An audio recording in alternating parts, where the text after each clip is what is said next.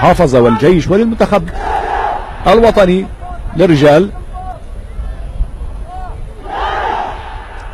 إذن التعادل السلبي ما زال مستمرا حتى الآن بعد مرور 9 دقائق لعب. هنا كرة خطيرة لخالد مبيض، الهدف الأول، الهدف الأول لمصلحة فريق الوحدة، هدف مقابل لا شيء لمصلحة إنقاذ للمرمى، ويبدو ركلة جزاء، يبدو ركلة جزاء لمصلحة الوحدة، ركلة جزاء. وهنا فرح الجماهير لجمهور الوحدة. هو أسامة عمري بالنقطة البطيئة يستخلص الكرة من جانب الحارس، عم نشوف بالحركة البطيئة هنا إسماعيل الحافظ،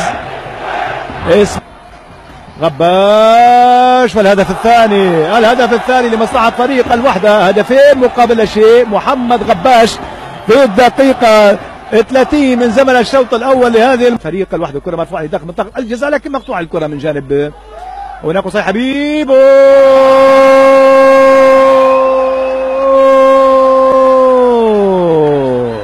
الهدف الثالث لفريق الوحدة، الهدف الثالث لفريق الوحدة، الهدف الثالث لفريق الوحدة. قصي حبيب، قصي حبيب عم نشوف بالحركة البطيئة، يا سلام يا سلام على الكرة، صعبة صعبة صعبة صعبة صعبة على هادي منون، صعبة.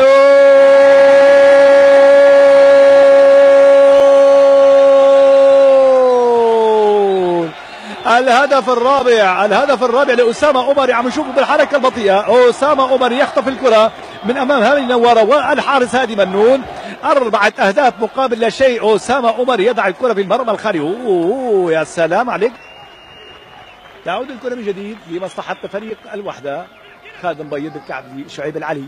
خالد قوة بدنية هائلة وتكتيك عالي ولاعب منتخبنا الوطني للرجال. أسامة عمري إلى ماجد الحاج. الله الله الله الله عليك يا ماجد الحاج. 5 أهداف مقابل لا شيء لمصلحة فريق الوحدة. محمد فارس على الجهة اليسرى. محمد فارس كرة داخل منطقة الجزاء. كرة خطيرة كانت أسامة عمري. ماجد الحاج. الله الله الله الله الله الله الله الله الله. هدف الثاني الشخصي لماجد الحاج والهدف السادس. 6 أهداف مقابل لا شيء. عم نشوف محمد فارس يعكس الكرة داخل منطقة الجزاء وتلكف إبعاد الكرة. هنا أسامة عمري يجرب حظه لكن هادي منون يبعد الكرة بأول مرة لكن لم يبعدها بالمرة الثانية وبكل ذكاء. يا سلام عليك يا ماجد، يا سلام عليك يا كابتن ماجد، يا سلام.